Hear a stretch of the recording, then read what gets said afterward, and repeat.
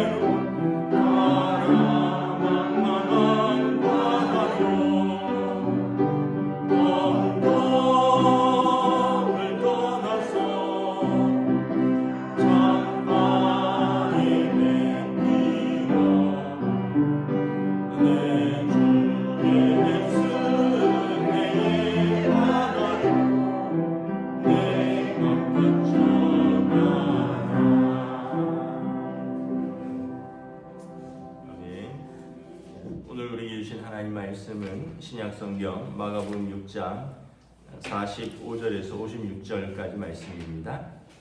마가복음 6장 45절에서 56절까지 말씀입니다. 다 찾으신 줄 알고 저와 여러분들이 한 절씩 교도하도록 하겠습니다. 마가복음 6장 45절에서 마지막 절까지 말씀입니다. 예수께서 즉시 제자들을 제쳐 가사 자기가 무리를 보내는 동안에 배 타고 앞서 건너편 베세다로 가게 하시고 무리를 작별하신 후에 기도하러 산으로 가시니라.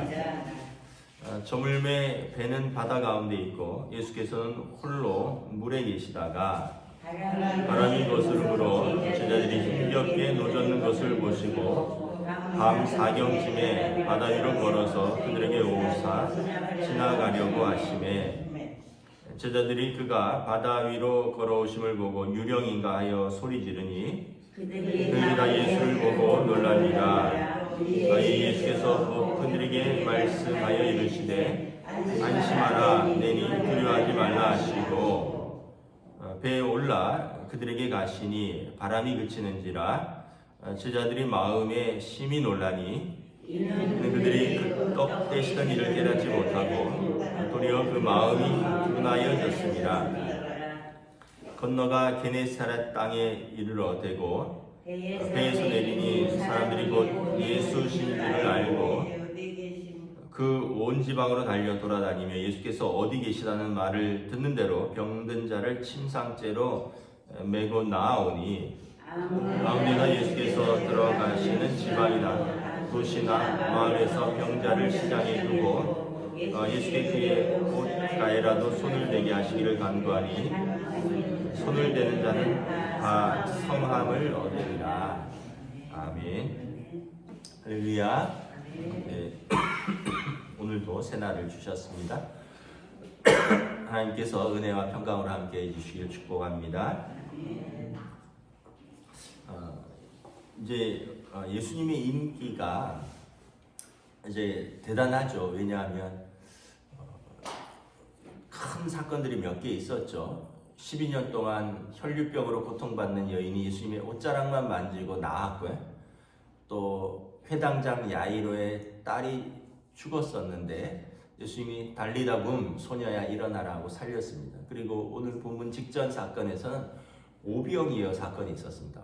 5,000명을 먹이고도 12광주리가 남은 사건이죠.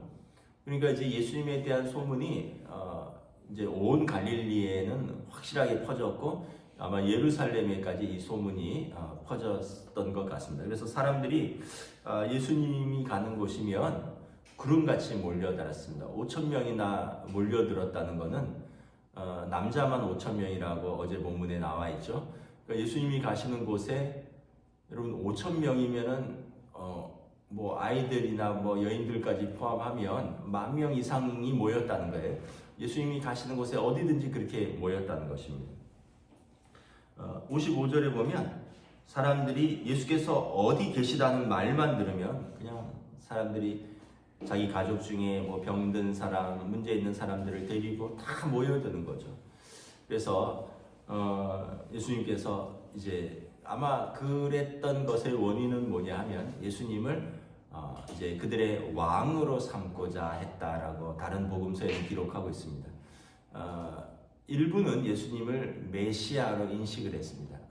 저분이 메시아가 오면 이사야 선지자가 말한 대로 모든 것이 회복되고 그 이제 사자와 어린 양이 뛰어놀고 독사 굴에 어린아이가 손을 내어도 물지 않는 그런 완전한 샬롬의 나라가 회복되는 것이 이제 메시아가 오시는 그 나라인데 예수님이 계신 곳에 악한 귀신이 쫓겨나가고 병든 자들이 깨끗함을 받고 죽은 자가 살아나고 저분이 메시아다라고 믿고 나오는 사람도 있었고 또 한 사람들은 이제 마태복음 같은 데 보면 오병이어 때문에 떡을 얻어먹음이라 저분 같았더니 먹을 것이 해결되더라.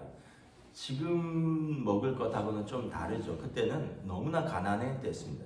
지금도 뭐 여러분 어디서 누가 갈비탕 공짜로 준다 그래 보세요. 그러면 뭐 어디 일하러 가는 분들은 뭐 어쩔 수 없지만 그냥 뭐 예를 들어서 동사무소나 구청에서 오늘 갈비탕 한 그릇 줍니다 이러면 아마 난리 날걸요. 뭐 저도 시간 나면 가서 줄 서서 한 그릇 먹을 겁니다. 왜 그럴까요? 아니 사람들 본능에 먹을 것을 해결한다는 것은 굉장한 어떤 은혜거든요. 그래서 사람들이 예수님 옆 앞에 계속 나오는 겁니다. 그래서 예수님께서 어떻게 합니까? 좀 이들을 떼어놓고 46절에 무리를 작별하시며 기도하러 산으로 가십니다. 제자들과 무리를 떼어놓고 당신은 스스로 무리와 제자들과 좀 떨어져서 기도하러 산으로 가시는 거죠. 우리가 많은 사람들이 환호하고 많은 일들이 있고 많이 바쁘면 우리가 잘하지 못하는 게 기도하는 것입니다. 왜냐하면 기도 안 해도 잘 되는 것 같으니까요. 많은 사람들이 나를 찾고 많은 사람들이 잘한다 그러고 많은 일들이 바쁜 일들이 나를 증명하니까 굳이 기도할 시간도 없고 기도할 필요도 못 느끼는데 성경에 보면 예수님은 그럴수록 더 이렇게 자신을 구별하여서 기도하러 산으로 가십니다. 그래서 여러분 우리가 힘들고 어려울 때만 기도하는 게 아니라 바쁘고 또 잘 풀린다 할 때도 기도해야 됩니다. 왜냐하면 기도하는 시간은 하나님과 이렇게 뜻을 맞추어 보는 시간입니다. 하나님과 대화하는 시간이죠. 여러분 그 군인들이 사격을 하는데 매일 사격을 하진 않거든요. 이제 일주일에 뭐 한 번, 내지는 뭐 한 달에 한 번 이렇게 사격 훈련이 있는데 자기 총이 있어요. 근데 총을 들고 쏘면 바로 맞는 게 아니에요. 왜냐하면 그 사이에 뭔가 이렇게 조금 틀어져 있습니다. 0점 조정이라는 걸 해야 돼요. 이렇게 가늠자를 조정하고 그래서 이렇게 뭐 이렇게 클릭을 이렇게 조금씩 돌려서 그냥 쐈더니 탄창이 위쪽으로 형성되면 조금 아래쪽으로 내리고 왼쪽으로 쏘면 조금 오른쪽으로 이래서 이런 작용을 하는데 이게 이제 0점을 조정한다 이런 거거든요. 그러니까 우리 인생에서도 여러분 바쁠수록 0점을 조정하는 게 필요합니다. 본질에서 벗어나지 않기 위해서 목적에서 벗어나지 않기 위해서 본질에서 벗어나고 목적에서 벗어나는 것을 뭐라고 하냐면 죄라고 합니다. 죄가 하마르티아인데 화살이 관역에서 벗어나다는 거예요. 그럼 화살을 쐈는데 화살이 없으면 그게 이제 원어적 의미로 죄예요. 하나님이 우리를 창조하셨는데 우리가 그 목적대로 안 살면 죄가 되는 거죠. 그 예수님께서는 그 하나님의 아들이 누구보다도 하나님의 뜻을 잘 하시는 분이 누구보다도 바쁘신 분이 지금 예수님 때문에 막 그 혈류병 앓는 여자 보세요. 예수님한테 막 밀려들어서 예수님이 누가 옷을 만졌는지도 모르는 그런 상황에서 막 능력이 나가고 이런 바쁜데도 예수님은 기도하러 가셨다라는 것입니다. 그래서 여러분 이렇게 평소에 이렇게 새벽 기도하는 시간이 복된 시간이 되신 줄 믿습니다. 예, 그래서 이 기도의 시간에 하루를 하나님 앞에서 계획하시고 또 하루를 돌아보시고 또 오늘 하루를 하나님 앞에 맡기는 삶이 되는 것이죠. 그래서 기도하러 이렇게 예수님이 산으로 가셨다 하니까 우리 민족이 지금은 꽤 잘 살지만 예전에 좀 가난할 때 산마다 기도하는 사람들로 막 넘쳤잖아요. 뭐 저희까지만 해도 기도원 세대니까 여기 삼각산에 기도하러 가면 삼각산에 밤마다 주여 주여 하는 사람들이 있었고 또 뭐 가평이나 청평이나 이런 한월산 기도원, 양평 금식 기도원, 뭐 오살리 기도원 이런 데 가면 그냥 미어 터졌죠.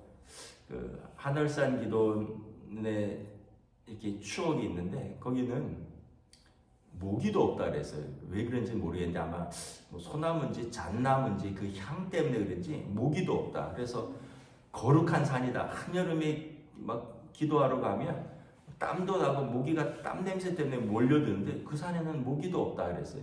그래서 누가 그러더라. 기도하는 거룩한 산이라서 모기도 없다.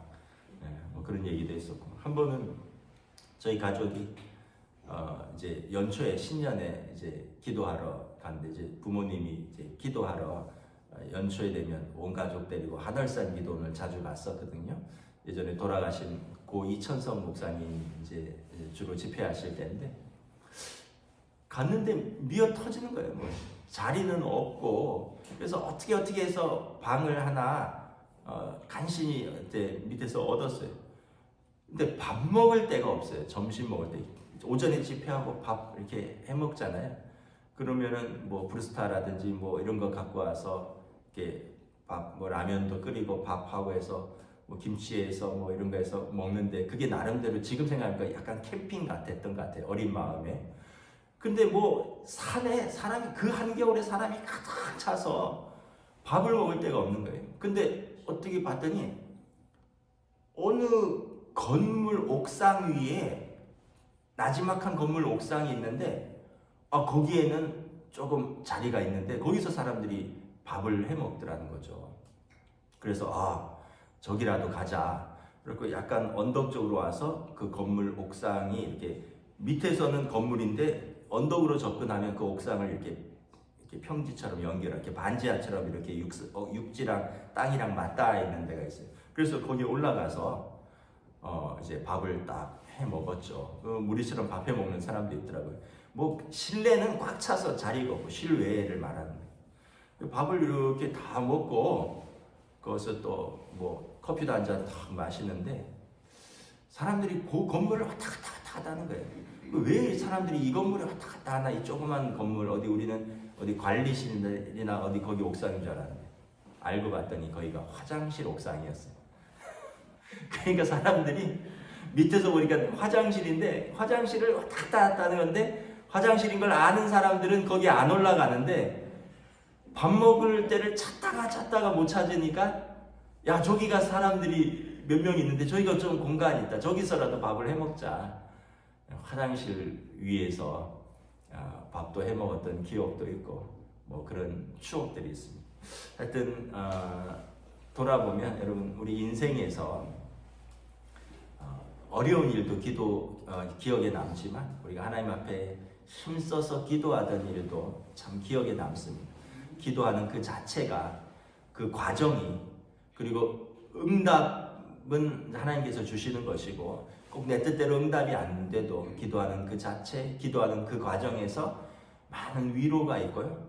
또 그 시기를 견딜 수 있는 힘을 주시고 기도하면서 이길 수 있는 용기를 주시고 그래서 나중에 그 결과가 내가 원하는 결과가 굳이 안 나와도 낙심하지 않도록 하나님께서 기도 가운데 인도하시더라고요. 그래서 여러분 아마 우리 권사님들 정도 되시면 다 기도의 경험들이 있으시잖아요. 그래서 우리 인생은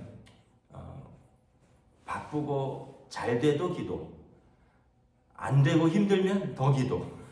우리는 뭐 기도밖에 없다. 예수님께서 기도의 모범을 보여주셨습니다.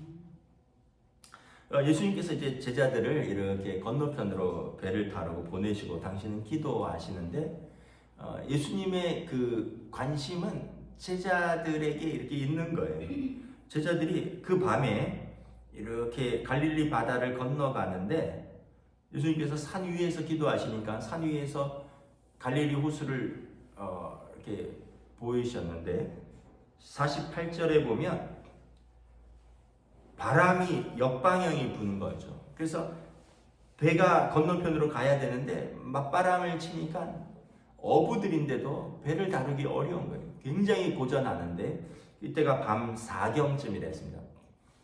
이제 4경은 새벽 3시부터 6시쯤 해가 뜨기 직전이에요. 이 새벽 무렵에 그 캄캄한 밤에 제자들이 곧 고군분투하는 거죠. 근데 여러분 48절에 보면 예수님께서 제자들이 힘겹게 노젓는 것을 보셨어요. 그리고 얼마나 급하면 바다 위를 걸어서 그들에게 오사 이렇게 됐어요. 여러분 우리가 이걸 보면서 예수님이 우리에 대한 관심을 아셔야 돼요. 그러니까 이제 제자들은 놀라는 거죠. 가뜩이나 힘겹게 노졌는데 한밤중에 누가 바다 위를 갈릴리 호숫가 위를 막 걸어서 자기들한테 오니까 귀신이다, 유령이다 이러면서 49절에 소리 지르고 놀라는데 50절에 예수님께서 뭐라 그러시죠? 안심하라, 내니 두려워하지 말라. 예수님께서 뭐 혈류병을 앓는 여자라든가 문둥병자라든가 또 이렇게 제자들에게 오셔서 자주 하신 말씀이 있어요. 안심하라. 소자야 안심하라. 제자들아 왜 두려워하느냐 믿음이 없는 자들아. 그러니까 예수님이 항상 말씀하신 내용들은 샬롬을 선포하는 겁니다. 평강을 선포하는 겁니다.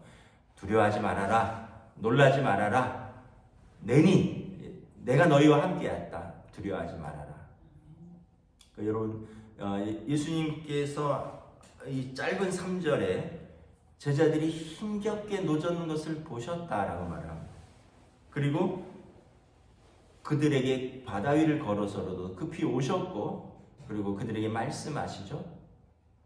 안심하라. 내니 두려워하지 말라. 여러분 예수님은 제자들을 홀로 버려두지 않으십니다. 예수님께서 자기에게 주신 사람들을 사랑하시되 끝까지 사랑하십니다. 여러분 예수님께서 우리들이 인생을 힘겹게 인생의 바다를 노젓고 걸어갈 때 예수님이 외면하지 않으시는 거예요.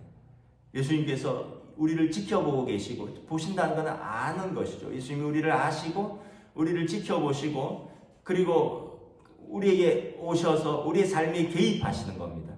그러면서 평강을 선포하십니다. 안심하라. 두려워하지 말라. 나다. 여러분 이것이 여러분 믿는 자들의 담대함입니다. 우리가 우리 인생 홀로 사는 것이 아니에요.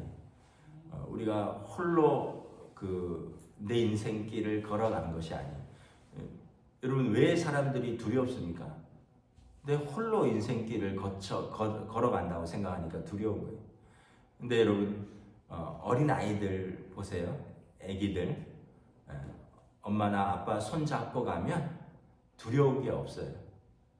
어디를 가든지 두려움이 없습니다. 놀이터에서 놀아도 아빠가 저기서 지켜보고 있는데 뭐 엄마가 저기서 지켜보고 있는데 미끄럼틀 타든 뭐 그네를 타든 모래 장난을 하든 애들이 막 놀다가 한번 희끌희끌 쳐다봐요. 엄마 저기 있는가? 있으면 또 잘 놀아요. 또 잘 놀다가 딱 봤는데 엄마나 아빠가 없어요. 그럼 애가 불안해하죠. 두려워하죠. 울죠. 우리 인생은 그런 것 같아요. 하나님 아버지가 우리와 항상 함께 계시. 예수님이 말씀하셨어요. 내가 너희를 고아와 같이 버려두지 않겠다. 말만 하시는 게 아니라 이렇게 제자들과 있을 때는 항상 함께 계셨고 예수님께서 몸으로 떠나실 때는 성령으로 우리와 함께 하시겠다. 내가 보혜사 성령을 너희에게 보내리니 보혜사는 곁에서 지키는 자, 곁에서 돕는 자, 곁에서 대신 말하는 자라는 뜻이에요. 보혜사 성령. 그 성령께서 너희와 함께 계시고 너희 안에 계시고 그리고 너희를 예수님의 말씀을 생각나게 하시고 진리 가운데 너를 인도하실 것이다. 근데 성령을 믿지 않는 자는 모른다는 거예요. 근데 믿는 자들에게는 그 성령이 오심을 안다는 거예요. 그래서 예수님께서 우리에게도 성령님을 주셨습니다. 예수님을 영접하면 우리 안에 성령님이 계세요. 우리가 근심하면 성령님은 어떻게 해요? 더 근심하죠. 그래서 로마서 8장에 말할 수 없는 탄식 가운데 우리를 위하여 기도하십니다.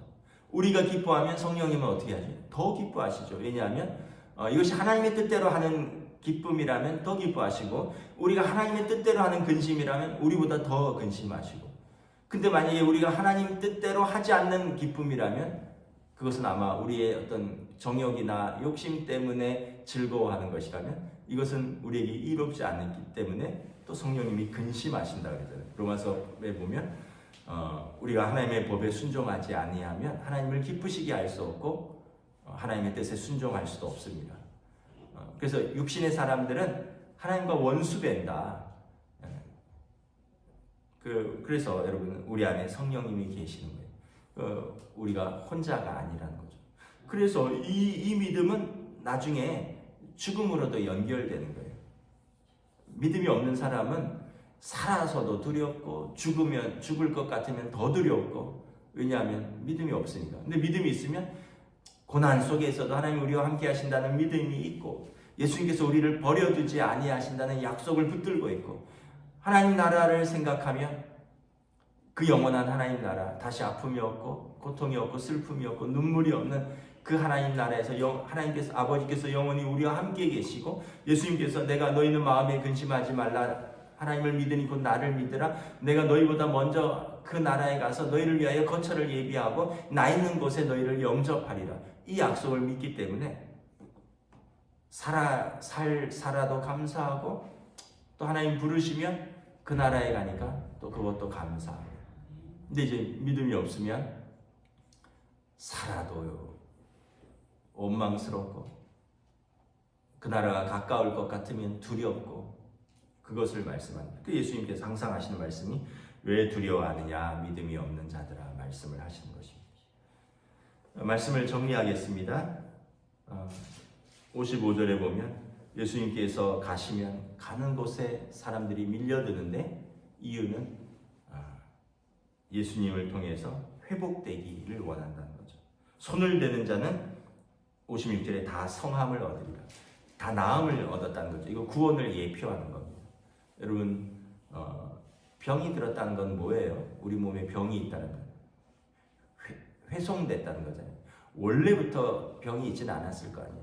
물론 이제 원래부터 유전으로 병을 갖고 있는 분들도 있지만 우리가 뭔가 잘못된 어떤 식습관이나 아니면 우리가 뭔가 어떤 상처를 받았다거나 아니면 어떤 우리의 뭔가 이유로 인해서 우리 몸이 훼손된 거죠. 근데 예수님을 만나니 예수님께 손을 대니 그것이 회복되었다. 이것은 무엇을 의미하냐면 우리의 상처받은 마음, 상한 영혼, 우리의 깨어진 관계 이 모든 것들이 예수님께 나오면 회복되는 구원을 상징하는 것입니다. 단순히 병이 고침을 낳는 것뿐만 아니라 예수님께 나오면 모든 우리의 깨어진 것들, 상한 것들이 회복을 받는다라는 것을 말씀하는 것입니다. 그래서 여러분 우리가 오늘도 이렇게 예수님 앞에 나온 이 시간 또 기도하며 하나님 앞에 나아가는 이 시간이 복된 시간이고 또 우리 주님의 평강이 선포되는 시간이고 또 우리의 삶에 깨어진 모든 부분들이 회복되는 그러한 은혜의 시간, 은혜의 하루가 될 수 있기를 우리 주님의 이름으로 축복합니다. 기도하겠습니다. 하나님 은혜를 감사합니다. 많은 사람들은 예수님께 나오는 여러 가지 목적이 있었습니다. 어떤 사람들은 병을 고치러, 어떤 사람들은 귀신 들림 때문에, 어떤 사람들은 가난 때문에, 오병이어에서 먹을 것을 해결하기 위해서, 오병이어의 사건 이후에 구름처럼 사람들이 몰려들어서 예수님을 왕으로 삼고자 하였으나 예수님께서는 그 무리를 불쌍히 여기셨고 또 그들에게 은혜를 베푸셨고 또 두려워 떠는 제자들에게 평강을 선포하셨고 그러면서도 예수님은 또 기도하시면서 하나님의 뜻을 구하고 하나님의 나라를 위하여 또 준비하는 시간을 가지셨던 것을 바라봅니다. 우리의 삶에서 우리가 주님을 떠나서 살 수 없는 하나님의 백성들이오니 오늘 하루도 주님 앞에서 기도하며 주님을 의지하며 또 험한 바다를 힘겹게 노저어가는 인생 같은 우리의 삶, 우리 주님을 바라보며 주님을 손 붙드는 믿음의 하루로 인도하여 주시옵소서. 감사를 드리오며 우리 주 예수 그리스도 이름으로 기도드리옵나이다. 아멘. 하늘에 계신 우리 아버지의 이름을 거룩하게 하시며 아버지의 나라가 오게 하시며 아버지의 뜻이 하늘에서와 같이 땅에서도 이루어지게 하소서. 오늘 우리에게 일용할 양식을 주시고 우리가 우리에게 잘못한 사람을 용서하여 준 것 같이 우리 죄를 용서하여 주시고 우리를 시험에 빠지지 않게 하시고 악에서 구하소서. 나라와 권능과 영광이 영원히 아버지의 것입니다. 아멘.